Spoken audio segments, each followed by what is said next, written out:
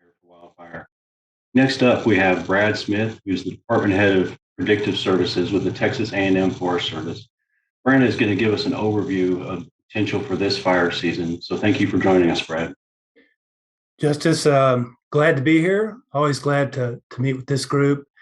And I couldn't agree more with the speaker so far about the need to prepare.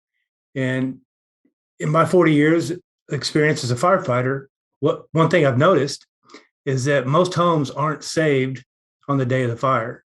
Most values at risk are saved weeks, even months ahead of the fire occurring. And that's due to hard work and prevention and mitigation. So it's a great message, and one I hope that will be echoed loudly. So I'm here today, asked me to speak about the 22 fire season summer for the capital area, and glad to do so. But Justice, just for the record, I'm way more comfortable speaking about weekly fire potential than seasonal fire potential, but we will certainly give it our best shot here.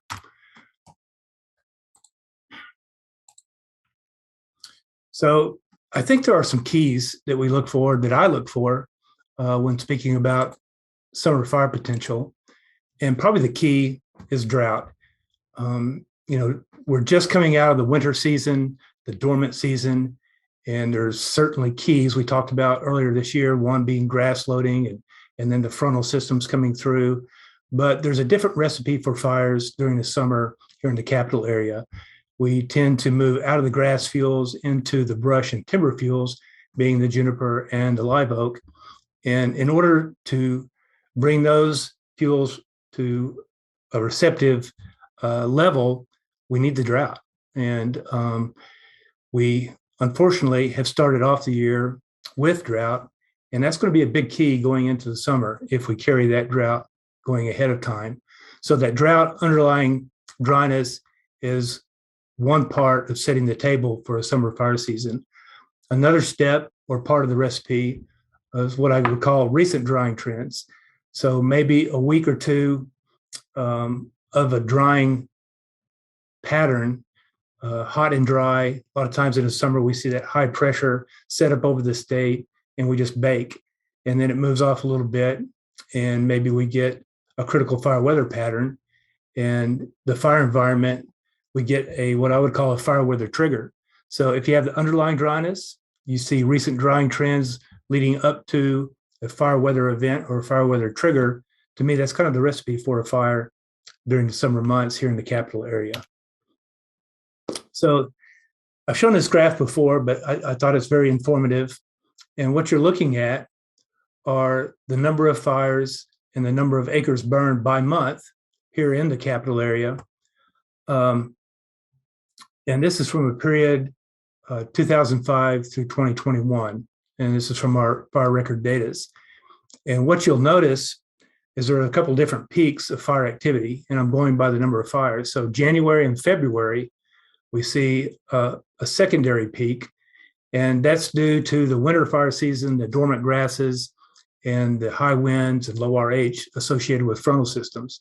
We get a pretty good number of fires during this time period. It starts to drop off in March and April as we normally get rain. And what happens, we get rain on our grasses, they turn green, and they tend not to burn. The lowest fire occurrence in the capital area annually is during May. We get more rainfall during May. We're generally green. It's kind of a transition into the early summer.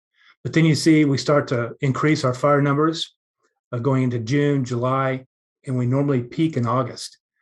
And that's pretty representative. I think that would be the climatology of fires, fire occurrence in the capital area.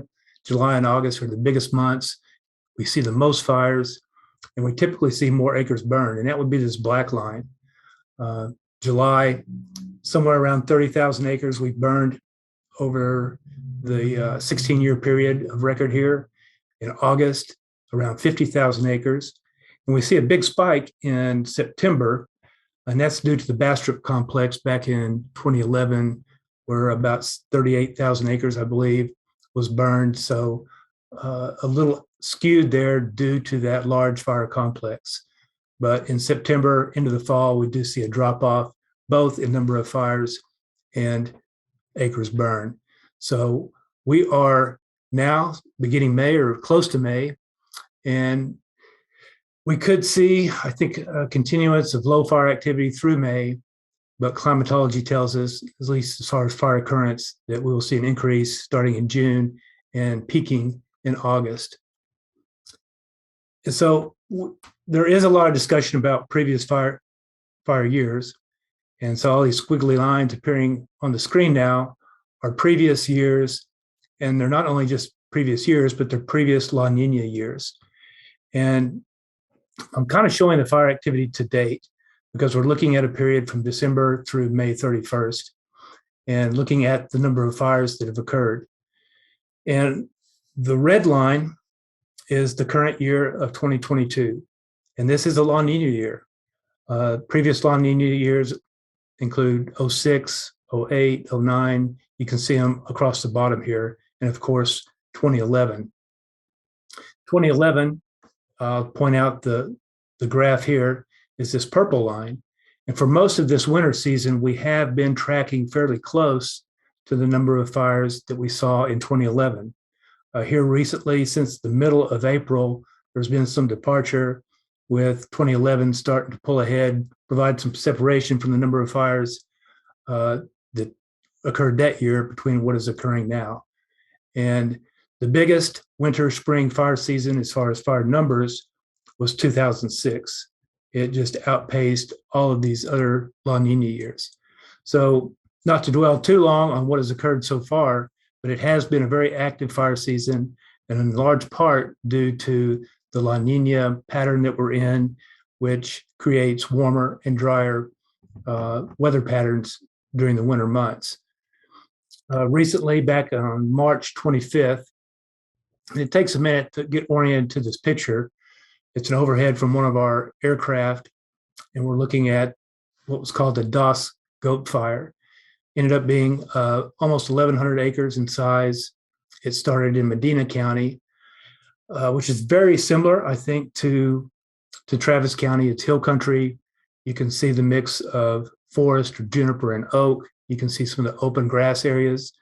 But of note, you see the homes, the subdivisions, the interface that's very similar to parts of Travis County. And it was a very intense fire. It was wind driven. Some of the pictures that were taken from the ground, you can see some high intensity fire burning in the canopies of the trees. That often results in this black smoke from the live fuels burning in the canopies.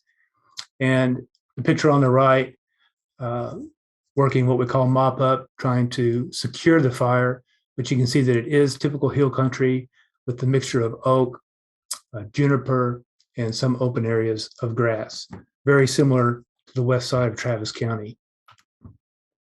So going forward, what do we expect? And this is the big question, the $1 million question: where will we end up by September 1st or mid-September? And so I normally refer to the summer as June through mid-September, but in this graph, I'm also starting from where we're at right now, just to give you a sense of where we stack up in 2022 to other La Nina years. Other years I'm comparing is 2006, 09, of course, 2011, and 2017 and 18. The red line, again, is 2022. So you can see we're tracking very similar to 2009. You can see that little bit of separation between our current year, 2011, and then 2006 is well above all the years at this point. But 2011 was a very exceptional year. We never slowed down. Fires kept occurring. In fact, once we started into the summer months, fires started to increase. And you see a steep curve, a very steep curve occurring in August.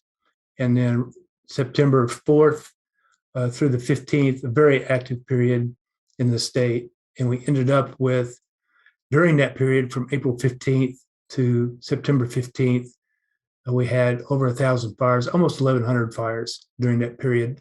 In 2006, I misspoke. In 2011, doubled that to 2,100, almost 2,200 2,200 fires in 2011.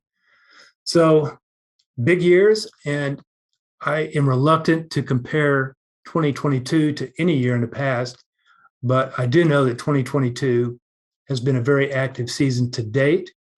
And of concern is the amount of drought that we're carrying into the summer season. So it's hard to do virtually, but if we were all together, I'd give a pop quiz. And what you're looking at are 3 drought monitor maps. They are from the years 2006, 2011, and 2022. And my question, the pop quiz, would be which year fits which map. They all show quite a bit of drought. And in all 3 of those years, we had what I would consider an above normal summer fire season because of the amount of drought we carried from the winter, spring into the summer. So you can do the process in your head, see if you guessed right. I'll show you the answers here. So first would be 2006, and that would be the far right map. And 2006 was a major fire year for Texas. And then the next year would be 2011. So you have a choice of 2 maps, and that would be the center map. In 2011, as of April 28th, every bit of the state was observing some level of drought, probably the highest amount of drought this time of year for any year that I can recall. And then 2022, we have a lot of drought, and much of it are in the higher categories, the extreme drought in the red and the exceptional drought in the dark red. So taking a closer look at 2022, where we are currently, and this map was just produced today, so it's fresh off the press, and almost 93% of the state is currently experiencing some level of drought or abnormal dryness.